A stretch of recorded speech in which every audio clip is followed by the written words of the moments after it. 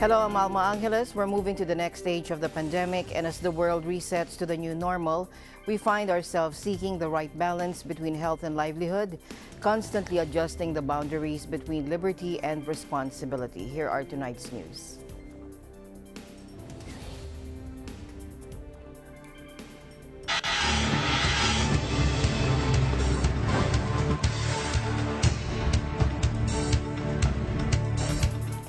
There are new concerns today that the COVID-19 pandemic is accelerating. The World Health Organization warned of a new and dangerous phase of the coronavirus pandemic, with people tiring of lockdowns despite the disease's accelerated spread. Take a look. More than 150,000 new cases of COVID-19 were reported to WHO yesterday, the most in a single day so far. Almost half of those cases were reported from the Americas, with large numbers also being reported from South Asia and the Middle East. The world is in a new and dangerous phase. Many people are understandably fed up with being at home. Countries are understandably eager to open up their societies and economies. But the virus is still spreading fast. It is still deadly, and most people are still susceptible. We call on all countries and all people to exercise extreme vigilance. This pandemic is accelerating in many parts of the world. And so while we have seen countries have some success in suppressing transmission and bringing transmission down to a low level, every country must remain ready. And if countries are seeing some success and are considering lifting the lockdowns, we need to ensure that we are all using this time wisely to ensure that our systems are in place to be at the ready to detect any cases, any resurgence in cases. So you may have a second peak within your first wave, and then you may have a second wave. It's not either or. The second peak depends on how good, how strong, and how effective the control you have over the disease at this present moment. If you start to experience a second peak, then the chances are that the disease is spreading in a way that you have not got full control over that. So I do think it's important to look at increased numbers, to examine where are those increased numbers happening, who are those increased numbers happening to. Can it be explained by increased testing? Is the health system starting to come under pressure? And if it is, you need to act to protect the health system and to suppress infection, because nobody wants to go backwards in the epidemic to a situation where people can't access health care. As you know, there is no known vaccine against any coronavirus so far. So if a vaccine is discovered, this will be the first vaccine for coronavirus. So you can imagine how difficult it could be when you are searching for something first. The warning came as it emerged the virus was present in Italy in December, months before its first confirmed cases and about the same time as the disease was first reported in China. Italian researchers discovered genetic traces of SARS-CoV-2, as the virus is officially known, in samples of wastewater collected in Milan and Turin at the end of last year and Bologna in January, according to the ISS Institute. Italy's first confirmed cases were not until February. The ISS said the results helped to understand the start of the circulation of the virus in Italy. Italy was the first European country to be hit by the virus and the first in the world to impose a nationwide lockdown in early March. In a sign of the persisting risks, ISS, Italy's top health agency, also urged caution after last week seeing warning signs of virus transmission following 2 outbreaks in Rome. Chinese scientists have said the virus likely emerged in a market that sold wildlife in the central city of Wuhan in December.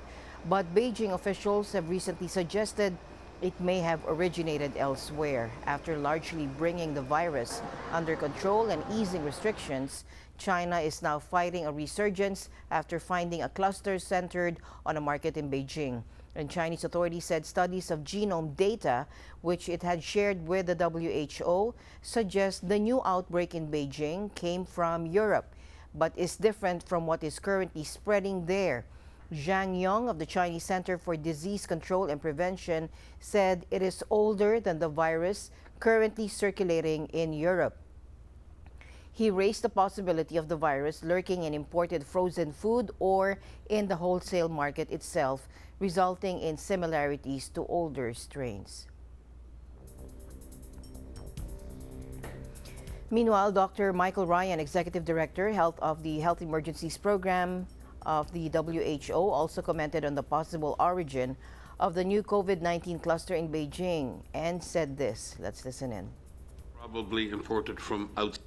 Yeah, I think a question. So I think it's not indicating that Europe is the origin of the disease at all. What it's saying most likely is that the disease was probably imported from outside Beijing at some point.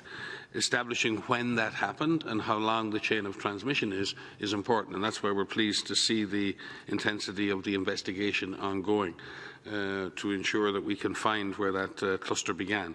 And again, it demonstrates just how dangerous a cluster can be in a closed environment, whether that transmission is occurring person to person or through environmental contamination where an individual can contaminate the environment, and all of the various hypotheses that have been looked at.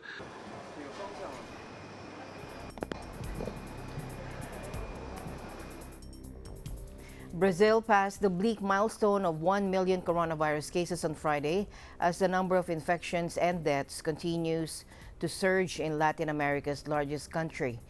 The health ministry said it had recorded a one-day record of 54,771 new infections, largely due to instability in its reporting system during the week, which meant some states were reporting figures from multiple days at once.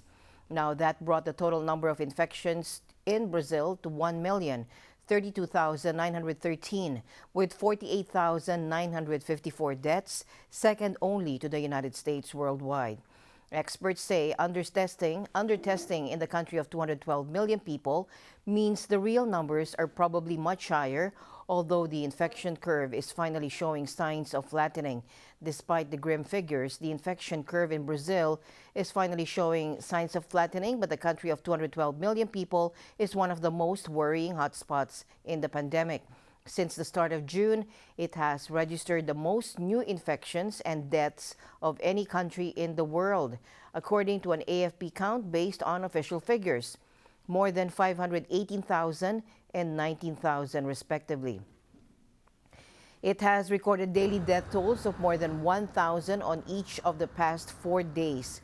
President Jair Bolsonaro, who has famously compared the virus to a little flu, has clashed with state and local authorities over their use of stay-at-home measures and business closures to contain it. The far-right leader argues the economic impact of such measures risks being worse than the virus itself. The U.S. Navy said it would not reinstate the captain of a coronavirus-stricken aircraft carrier, saying he was in part to blame for the severity of the crisis on the warship. Admiral Michael Gilday, Chief of Naval Operations, said Brett Crozier, who was fired as captain of the USS Theodore Roosevelt in April, was guilty of questionable judgment in handling an outbreak of COVID-19 aboard the nuclear-powered ship in March. Gilday likewise faulted Rear Admiral Stuart Baker, Crozier's direct supervisor, as the carrier's strike group commander for poor leadership. The case broke into the news after a letter written by Crozier complaining of lack of support in dealing with the outbreak was leaked to the media at the end of March. Crozier's communication suggested that he was being prevented from evacuating the ship in Guam for cleaning and quarantine. The spread of the disease is ongoing and accelerating, Crozier wrote on March 30. He wrote that we are not at war, sailors do not need to die. The publication of the letter sparked a backlash.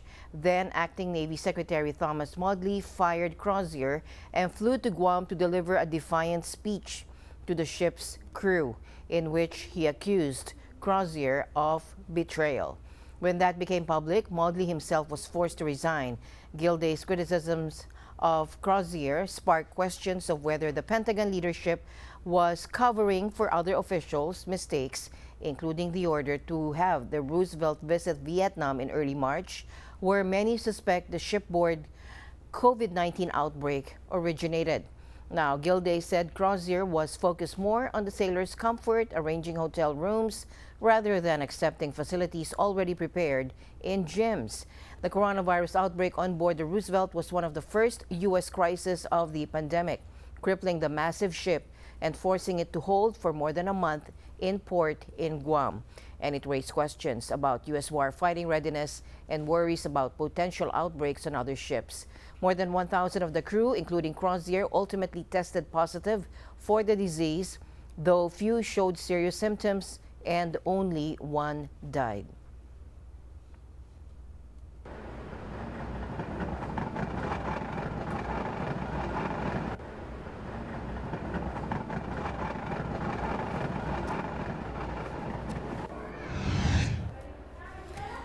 Authorities in Mexico City announced Friday they are delaying a planned reopening of the economy by a week to give more time for the number of coronavirus infections to drop. Mexico has employed a traffic light system to gradually reopen its economy depending on the virus's spread.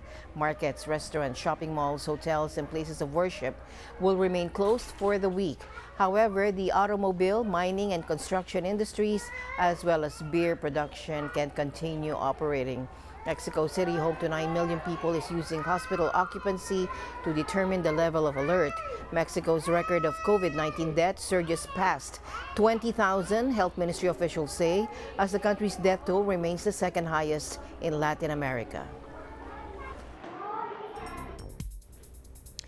Colleges and universities in areas under modified general community quarantine, or MGCQ, can now hold mass gatherings at a limited capacity, according to Malacanang. During the Laging Handa program aired on state-run PTV4, presidential spokesperson Harry Roque said the Interagency Task Force for the Management of Emerging Infectious Diseases revisions to the guidelines on nationwide community quarantine allowed the mass gatherings in higher education institutions. Take a look. Una, pinayagan na po ang Technical Vocational Education Training, TVET, ng TESDA sa GCQ at face-to-face TVET trainings hanggang 50% site capacity naman sa MGCQ. Subject to compliance with minimum public health standards and TESDA guidelines at may konsultasyon sa mga LGU.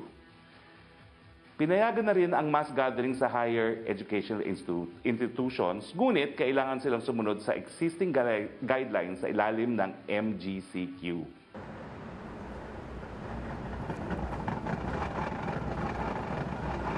Originally, the IATF-EID only authorized mass gatherings for religious purposes or work conferences in places where MGCQ is implemented, provided that participants are limited to 50% of the seating or venue capacity. Under the government's guidelines, strict compliance with minimum health standards must be observed in areas placed under MGCQ. Presidential spokesperson Harry Roque confirmed that the IATF-EID also gave its nod to the resumption of the Technical Vocational Education and Training, or TVET, of the Technical Education and Skills Development Authority, or TESDA, in areas under general community quarantine. Meanwhile, the Macau International Airport saw hundreds of passengers as more than 300 stranded Filipino nationals flew home after being stranded in the city for up to 4 months. Our EBC correspondent Kit Wong was at the scene. Kit. A lot. 371 Filipinos consist of OFW and tourists who are stuck in Macau will be repatriated today through the mandate of the Philippine government. Hundreds of Filipinos contact the Macau International Airport for another repatriation to their homeland Philippines. According to Consul General Ms. Lilibeth Diabera of the Philippine Consulate here in Macau, 371 individuals, mostly Filipino overseas workers or OFW, who were stranded in Macau since the lockdown in the middle of February this year. As you know, we are again repatriating Filipinos to the Philippines, and in this flight, there will be around 371 individuals, 362 adults, and 9 infants. All 371, including tourists with 9 infants, will be sponsored in this charter flight by the Philippine government. She also stated that more than 800 Filipinos here applied for the repatriation since the lockdown began. This flight is sponsored by the Philippine government. We had the approval of the IATF through the intercession of the Department of Foreign Affairs. We again requested if there are more seats, if we can be accommodated. So because as you know, 800 plus have applied for repatriation, and it's only 371, including the infants. Ms. Diabera said that OFWs who lose their job are increasing. Some were not renewed from their contract, and some were asked to have forced leave due to the crisis brought by the pandemic. This is principally composed more of OFWs than tourists, because what happened is that some of the workers lost their jobs. Before, they were just informed that they will have to no work, no pay. But eventually, they were told that they could no longer keep them in their work, because as you know, business in Macau is also going down. The Philippine Consulate have structured a website where Filipinos who wished to be repatriated would apply and register. I am tourist here in Macau. I was just here because my sister was about to give birth, so I assisted her here. But when the time comes that the ban came, I was here, and then I cannot go back to the Philippines anymore. They just posted a website so we can register for the repatriation. Dahil po isa po ako sa naapektuhan, at syempre po dahil nais ko din pong makauwi na ng Pinas, lagi po ako nag-update through online po. Meron po ang ating gobyernong online website na kung saan doon po natin ma-check yung mga update about sa flight, sa free flight po ng gobyerno. So, nais ko po magpasalamat sa ating gobyerno, lalong-lalo na po sa ating presidente, sa patuloy na pag-suporta po sa mga OFW na hindi nila pinapabayaan kahit saang lupalupman po tayo ng bansa. So, nais ko po magpasalamat. Ms. Diabera emphasized that the Philippine Consulate in Macau opened their ear to their voices and grievances in these hard times. She told us that the Philippine government is doing their best to repatriate not only those who were stranded here in Macau, but also hundreds of thousands of Filipinos around the globe who need to be repatriated too. She told us that we need to cooperate to the authorities due to its government restrictions to handle this crisis of pandemic. There are also other Filipinos in other parts of the world who are also needing assistance. As you know, there are a lot of cases in the Middle East of our kababayans getting sick, and losing their jobs. In Europe also, we are also, from what I understand, repatriating our kababayans. Many of these OFW and tourists have waited for this day for repatriation, but some hoping to stay in Macau knowing that the infected case in Philippines is increasing. Iniintay po namin ang repatriation ng Pilipinas. Nagpapasalamat po kami sa consulate na ano po ang repat namin kasi marami po kaming nawalan ng trabaho dito. Tapos stranded po. So very thankful po at nakasama kami. According to them, they were able to stand their daily needs from the help of their friends, relatives, some organizations, and their consulate. They were still thankful for the relief they received, though the world is suffering in these trying times. Only helping other same people, ma'am, give relief so that they have a food in that 3 months because we don't have no work. Dahil po sa crisis na nangyayari, sa kabutihang palad naman po, meron po akong mga kaibigan na handang tumulong at saka sumuporta po sa aking mga pangangailangan tulad po ng aking mga kamag-anak na nandito po sa Macau. So sila po yung patuloy na sumusuporta at hindi nagpapabaya sa akin. At sobrang thankful po ako dahil doon. Salamat po sa Philippine Consulate dahil naka-avail po ako sa libreng sakay. After they land in Manila, they will have to undergo the swab test.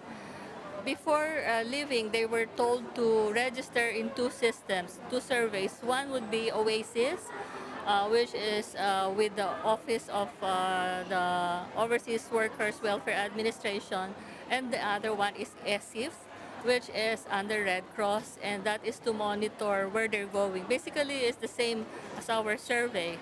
And the idea is that once they are already in the system, it will be easy for the government to identify, to monitor where they're going. So, for example, they know that the cases in Macau has been 0 for the last 2 months. So, I expect that they will be considered when they undergo the quarantine. So, supposedly, after 3 to 5 days, when the result is negative, then they will be sent to their provinces.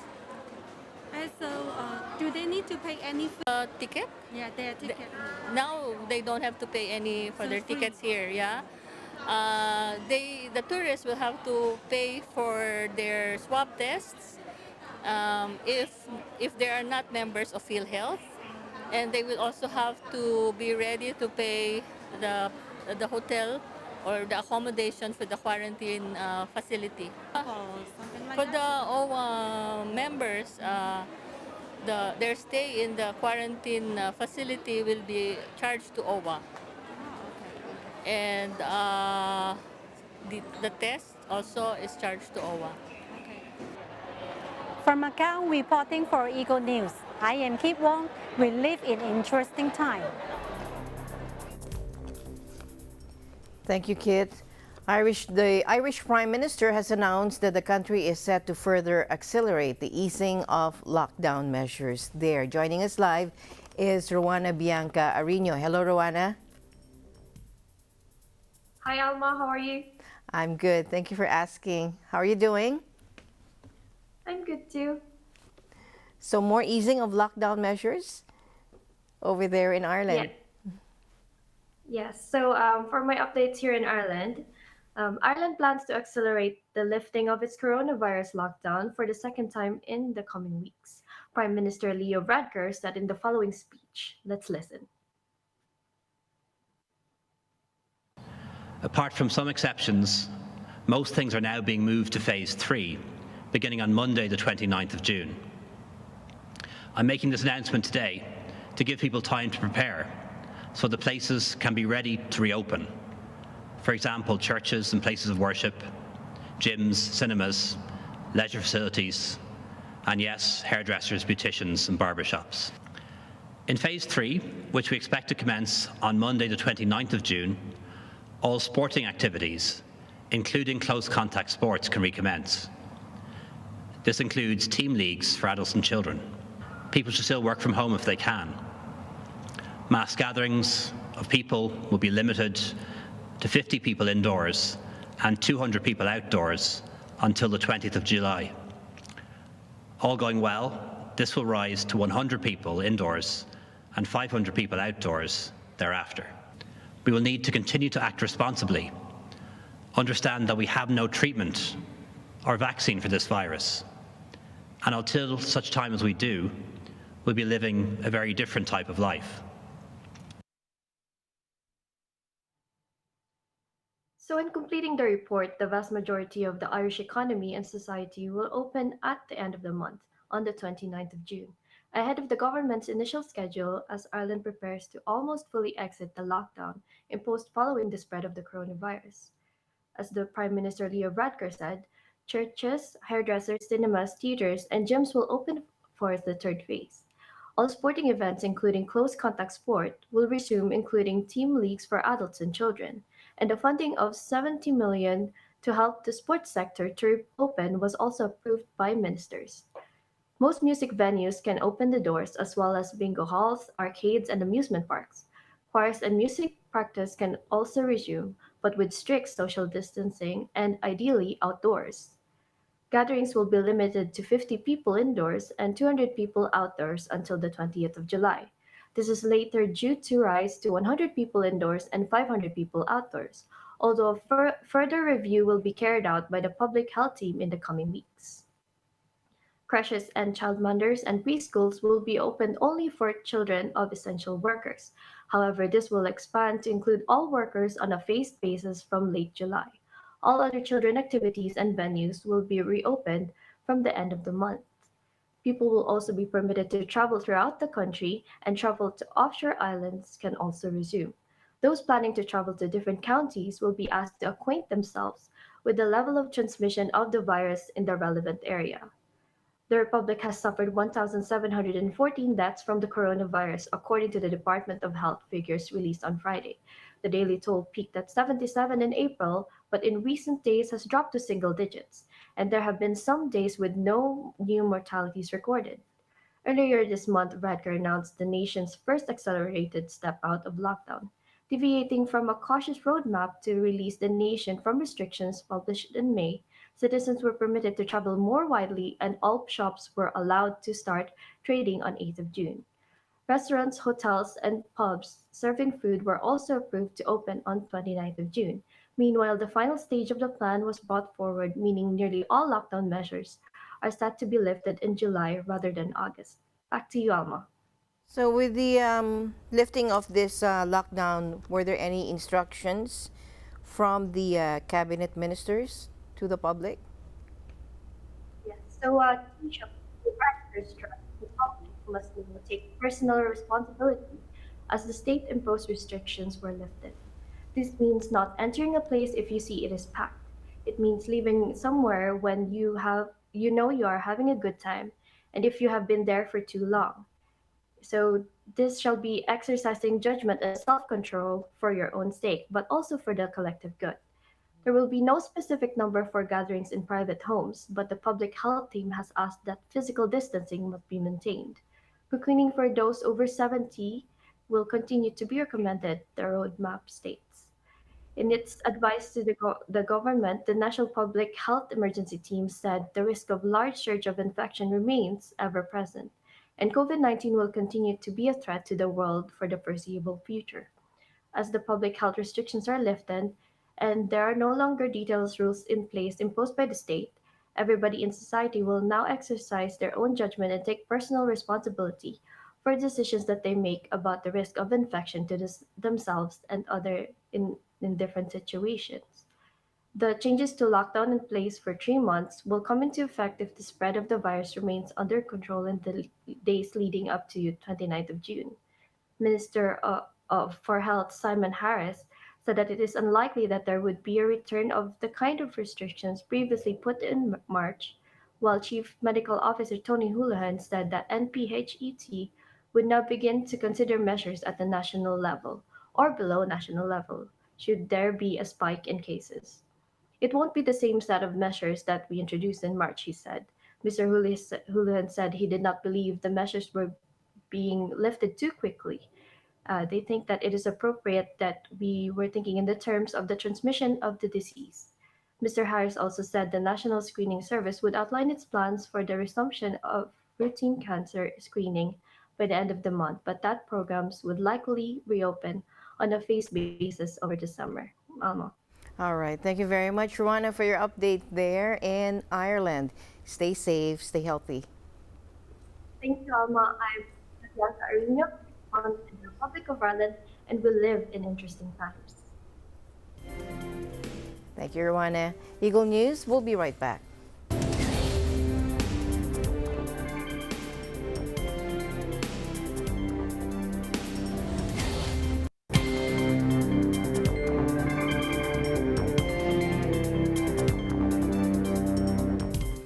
Welcome back. Americans mark this Juneteenth holiday with marches and rallies nationwide to commemorate the emancipation of slaves in the U.S. more than a century and a half ago.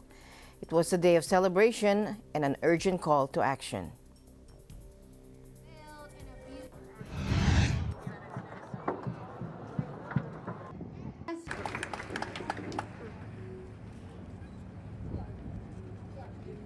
Be this black and blue and bloody red. Tell me why they wanna be this black and blue, bloody red. So we are celebrating with our ancestors today to say thank you for bringing us this far. We still have so much more to go, but our ancestors are leading us, and we're going to continue the fight to make sure that our black bodies and our black families aren't going to be policed and surveilled and abused by this racist system.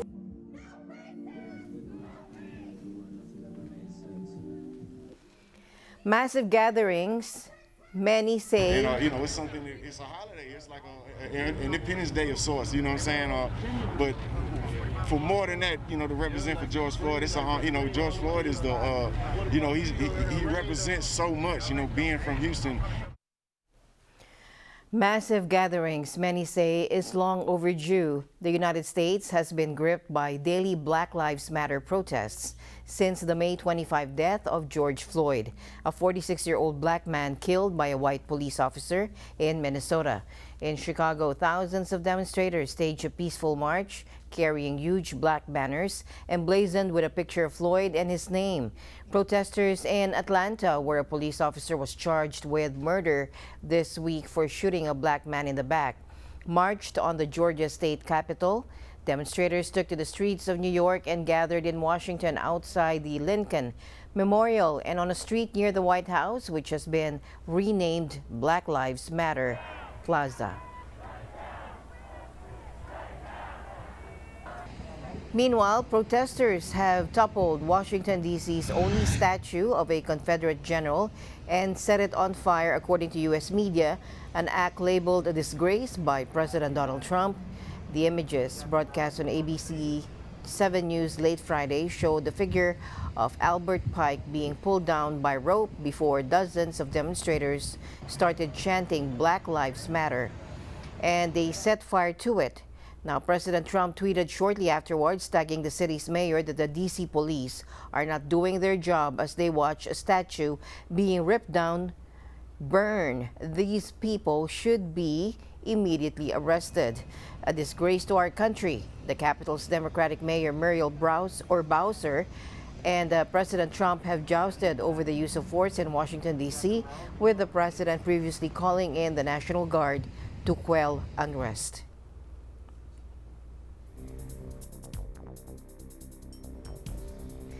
Basketball players of the Washington Mystics and Washington Wizards marched to the Martin Luther King Jr. Memorial in the U.S. Capitol to support the Black Lives Matter movement on Juneteenth, the holiday commemorating the end of slavery in the U.S. Take a look.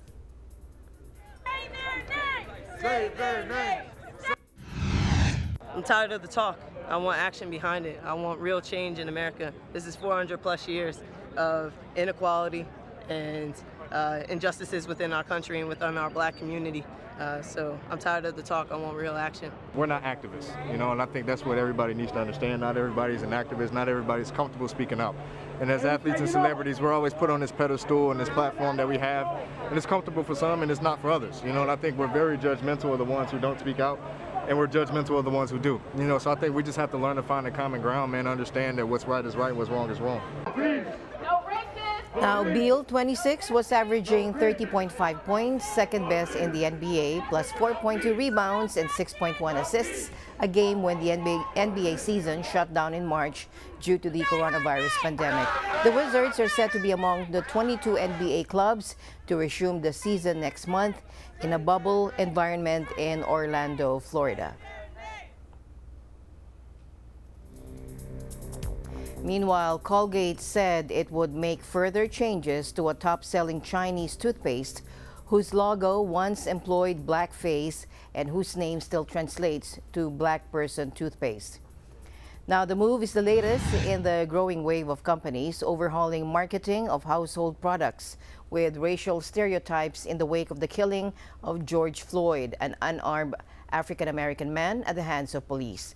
The incident has led to mass nationwide protests for racial justice in the U.S. and some other countries.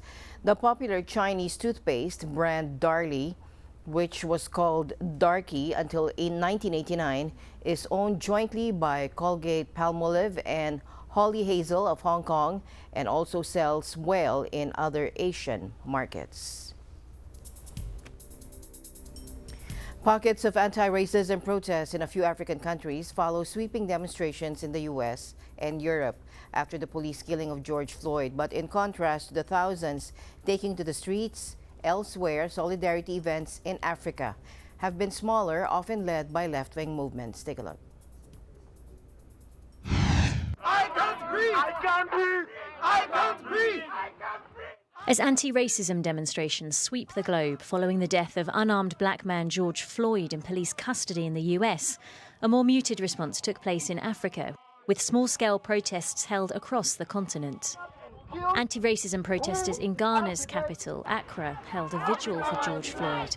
The initially peaceful gathering held by the Economic Fighters League, a radical pan-Africanist movement in Ghana, turned into a protest after the arrest of the group's leader. No justice! No peace! We are all black people, we are all African people, and we're just demanding respect, unity, justice, equality, equity, everything. We are done being quiet. Residents of a Nairobi slum also took to the streets to demonstrate against police brutality. According to Kenya's Independent Policing Oversight Authority, police have played some part in the killing of 15 people since the country put a nighttime curfew in place to combat coronavirus. It's the end of March. In South Africa, nearly 200 supporters of the far-left Economic Freedom Fighters Party rallied in front of the US Embassy in Pretoria, chanting, "Down with racism and down with Donald Trump." Down with racism, down. Down with racism, down. And in Senegal, around 50 people took a knee in front of the Gorée slave trade memorial in Dakar. It is unacceptable because it is racist. It is unacceptable because it is unfair. If he died for that, he died for us. That means we're all George Floyd. Meanwhile, outside of Africa, protesters have defaced statues of colonialist leaders who were involved in slavery, in some cases leading to the removal of the monuments altogether. The Belgian port city of Antwerp took down a statue of King Leopold II, known for his brutal rule over what is now the Democratic Republic of Congo.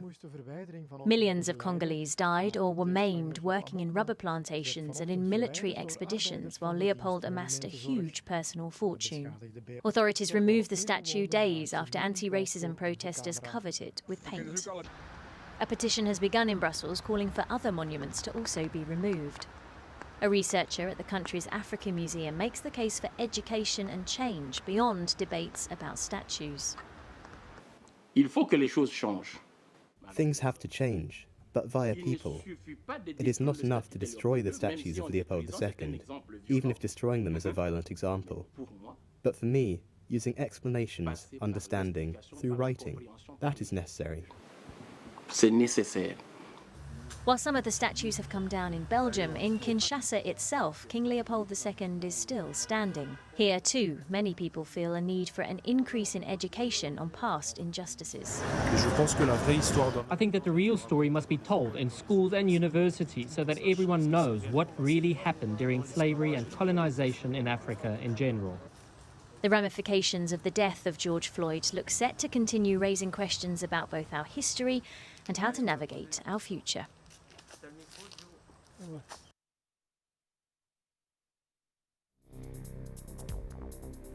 To other news now, India's Prime Minister Narendra Modi said that his country was hurt and angry after a border clash with China that left 20 troops dead, and warned that the army has been given free rein to respond to any new violence. India and China have blamed each other for the high-altitude clash on their contested Himalaya frontier on Monday, which also left Chinese casualties after brutal fights with nail-studded batons, rocks, and rods covered in barbed wire. Take a look. Ladakh में उससे पूरा देश आहत है, आक्रोशित है। हमने जहां एक तरफ सेना को अपने स्तर पर उचित कदम उठाने की छूट दी है, वहीं दूसरी तरफ डिप्लोमेटिक माध्यमों से भी चीन को अपनी बात दो टूक स्पष्ट कर दी है। न वहां कोई हमारी सीमा में घुस आया है, न ही कोई घुसा हुआ है, न ही हमारी कोई पोस्ट किसी दूसरे के कब्जे में है। लद्दाख में हमारे 20 जाबाज शहीद हुए, लेकिन जिन्होंने भारत माता की तरफ आंख उठाकर देखा था, उन्हें वो सबक सिखा कर गए। Prime Minister Modi called a rare meeting with opposition party leaders to discuss the simmering crisis hours after China released 10 Indian troops, including 2 majors it had seized in the battle in the Galwan Valley of Ladakh region. China claims about 90,000 square kilometers in the Indian state of Arunachal Pradesh, referred to informally by some Chinese as Southern Tibet. India, on the other hand, claims sovereignty over 38,000 square kilometers of the Aksai Chin Plateau. More than a dozen rounds of talks have failed to make substantial progress in the dispute, although there have been relatively few confrontations in recent years and no shot has been fired since the 1970s.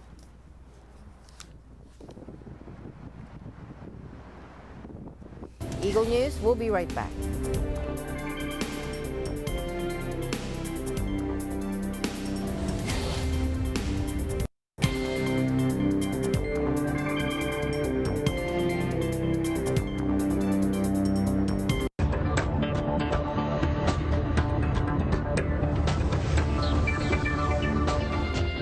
Welcome back. UN Secretary General Antonio Guterres said the COVID-19 pandemic has turned the world of work upside down and stressed that it cannot and should not look the same after this crisis.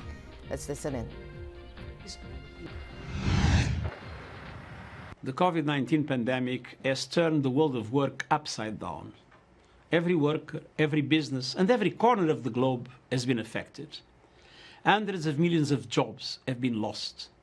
Those toiling in the informal economy, often without rights at work and social protection, are projected to have suffered a 60% decline in earnings in the first months of the crisis alone. Women have been especially hard hit, working in many of the most critically affected sectors, while also carrying the greatest burden of increasing levels of unpaid care work. Young people, persons with disabilities, and so many others are facing tremendous difficulties. Many small and medium-sized enterprises, the engine of the global economy, may not survive. This crisis in the world of work is adding fuel to an already burning fire of discontent and anxiety. Massive unemployment and loss of income from COVID-19 are further eroding social cohesion and destabilizing countries and regions, socially, politically, and economically. Yes, many companies and workers have adapted in innovative ways to the changing circumstances. For example, millions have moved overnight to working online, in many cases with surprising success. But the most vulnerable are at risk of becoming ever more vulnerable, and poor countries and communities risk falling even further behind. We need action on 3 fronts. First, immediate support for at-risk workers, enterprises, jobs and incomes to avoid closures, job losses and income decline. Second, greater focus on both health and economic activity after lockdowns ease, with workplaces that are safe and rights for women and populations at risk. Third, we need to mobilize now for a human-centered, green and sustainable inclusive recovery that harnesses the potential of new technologies to create decent jobs for all. and draws on the creative and positive ways companies and workers have adapted to these times. There is a lot of talk about the need for a new normal after this crisis. But let's not forget that the pre-COVID-19 world was far from normal. Rising inequalities, systemic gender discrimination, lack of opportunities for young people, stagnant wages, runaway climate change, none of these things were normal. The pandemic exposed tremendous shortcomings, fragilities and fault lines. The world of work cannot and should not look the same after this crisis. It's time for a coordinated global, regional and national effort to create decent work for all as the foundation of a green, inclusive and resilient recovery. For example, a shift of taxation from payroll to carbon could help to go a long way in this direction.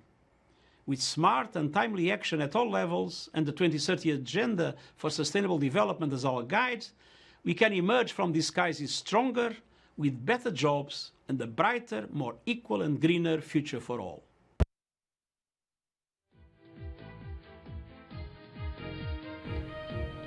Canada will soon roll out a COVID-19 tracing app for smartphones. Developed with help from BlackBerry and Shopify, it was announced as the number of cases topped 100,000. Prime Minister Justin Trudeau told a daily briefing it'll be crucial to increase testing and contact tracing going forward as the pandemic restrictions start to be gradually eased. Take a look.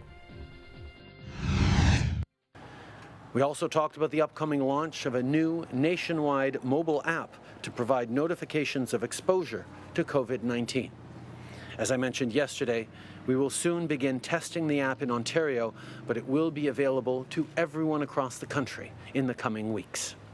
Canadians can count on our government to continue working with the provinces and territories to bring in the right measures to keep Canadians safe and healthy. The app will be free to download and its use is voluntary. It's to be tested first in Ontario before a nationwide release. If someone tests positive for the new coronavirus, their diagnosis will be noted in a national database, and others who may have come in close proximity to them will be notified through the app, according to the Prime Minister. It would then be up to individuals to reach out to public health authorities. The app announcement comes after a drop in new COVID-19 cases in Canada, despite reaching a grim milestone. Canada confirmed its first COVID-19 death on March 9 and surpassed 50,000 cases on April 28. As of Thursday, according to data compiled by the public broadcaster CBC Canada, and 100,026 confirmed and presumptive coronavirus cases, which have resulted in 8,307 deaths. 62,237 cases are considered recovered or resolved. With 220.1 deaths per million population, Canada ranks 11th in the world for this death rate, behind several European countries and the US, the nation hardest hit by the pandemic, according to official data compiled by AFP. Most of the Canadian infections, 87%, were centered in two provinces, Ontario and Quebec, which saw elderly care homes ravaged by outbreaks.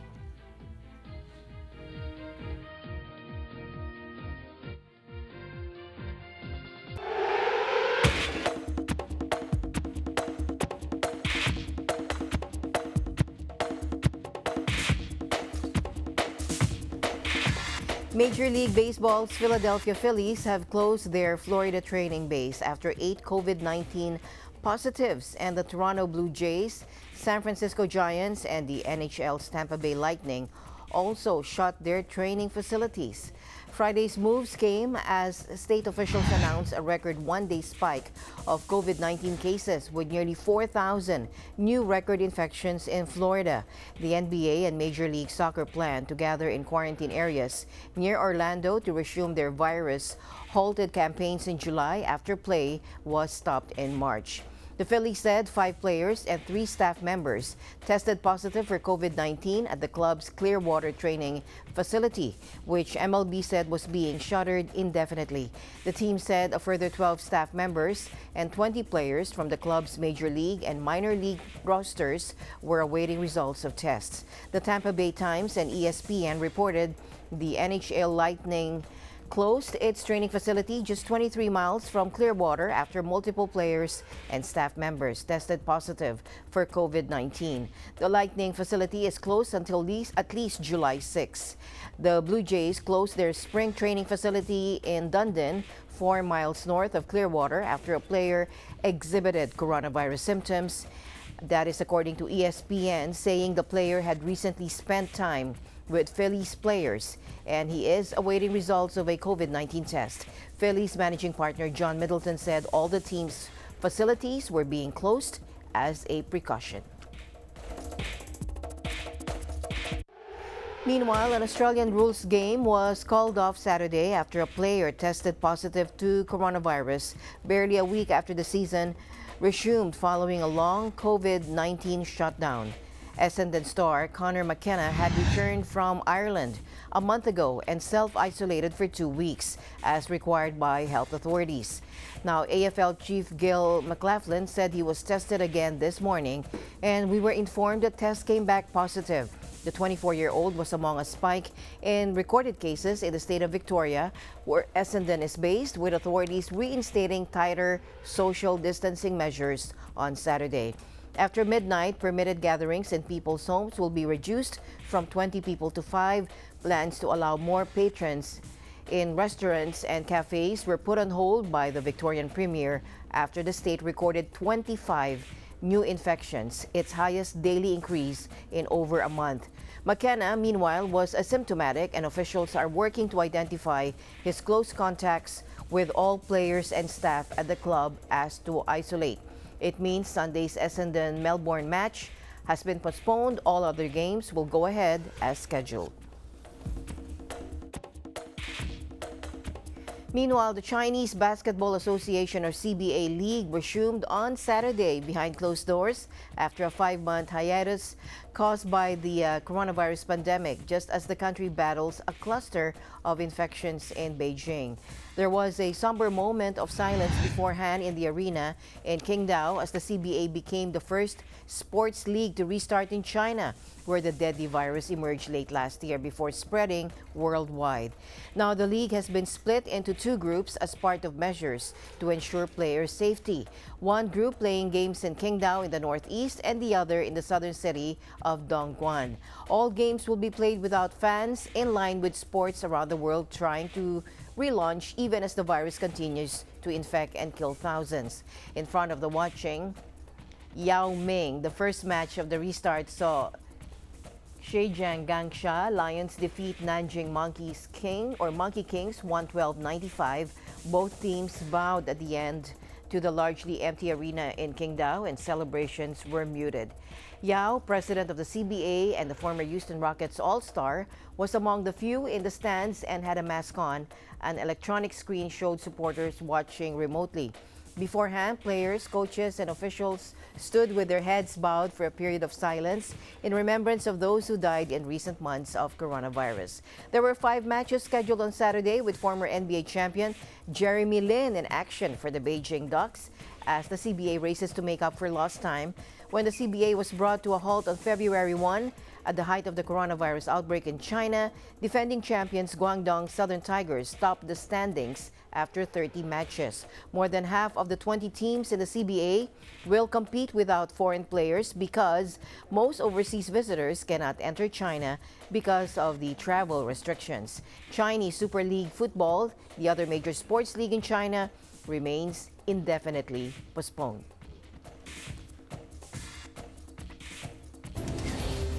And in time of physical and emotional distance, we give importance to the unsung service delivered by our frontliners.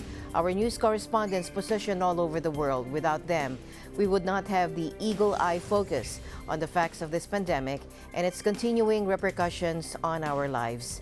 To our international correspondents, thank you for staying in touch with our viewers. Stay safe, protect yourselves and others, Good night. I'm Alma Angeles, and we live in interesting times.